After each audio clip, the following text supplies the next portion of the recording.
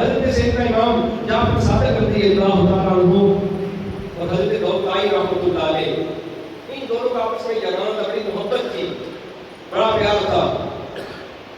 حضرت داؤد رحمۃ اللہ علیہ آپ محدث ہے نا، اور امام جعفر صادق رضی اللہ عنہ کے نواسے ہیں نا، یہ نبی پاک علیہ الصلوۃ والسلام کی کیا ہے؟ نواسے ہیں۔ آپ کی ایک مرتبہ دونوں میں بحث ہو گئی، آپ گئے نا مکہ پاک میں حج کرنے کے لیے، واپس جب آئے تو عراق میں پہنچے، وہاں پہنچے تو حضرت سیدنا امام جعفر صادق رضی اللہ تعالیٰ عنہ نے ایک بات فرمائی، فرمانے لگے کہ جو بندہ مکہ پاک سے ہو کر آتا ہے اللہ تعالیٰ اس بندے کو کبھی دوزخ میں نہیں ڈالے۔ جو بندہ مکہ پاک میں جائے، وہاں سے عمرہ کر کے یا حج کر کے آئے، رب تعالیٰ اس بندے کو کبھی دوزخ میں نہیں ڈالے گا۔ تو یہ بات ارشاد فرمانے کے بعد کہا داؤد بھائی تو میری بات کی تصدیق ہے کہ میں نے ٹھیک کہا ہے۔ تو حضرت داؤد بھائی کہنے لگے کہ آپ نے تو بات مکمل ہی نہیں کی، میں تصدیق کیسے کروں؟ انہوں نے کہا کہ مکمل بات کیا ہے؟ فرماتے ہیں کہ یہ بات ٹھیک ہے کہ جو بندہ مکہ پاک میں جائے، وہاں سے ہو کر آئے، رب تعالیٰ اس بندے کو دوزخ میں نہیں ڈالے گا۔ پوری بات یہ ہے کہ جو بندہ مدینہ پاک میں جائے، مدینہ پاک سے ہو کر آئے، رب تعالیٰ اس بندے کو جنت میں ضرور داخل فرمائے گا۔ رب تعالیٰ اس بندے کو جنت میں ضرور داخل فرمائے گا۔ اب دونوں میں بحث ہو گئی۔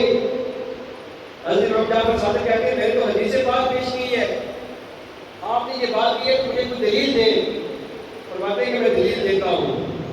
فرماتے ہیں کہ آپ کی بات ٹھیک ہے جو آپ نے ارشاد فرمایا کہ جو بندہ مکہ پاک سے ہو کر آئے، رب تعالیٰ اس بندے کو دوزخ میں نہیں ڈالے گا۔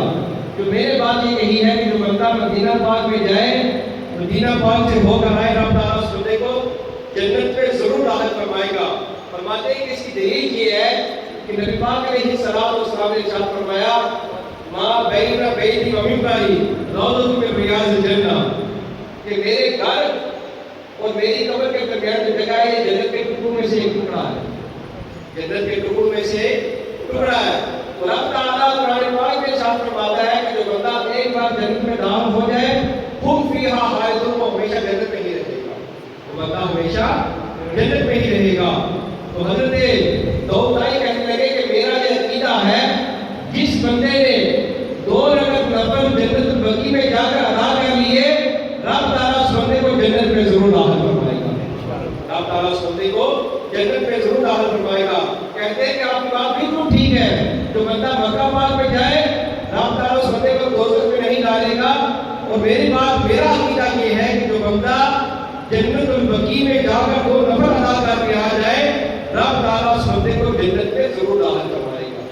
رب تعالیٰ اس بندے کو جنت میں ضرور داخل فرمائے گا۔ جنہوں دیکھ کے ٹر دیا اکھیاں نے، جنہوں دیکھ کے ٹردا سینہ ہے، ربا تیری ساری خدائی کی کے دشہر مدینہ ہے۔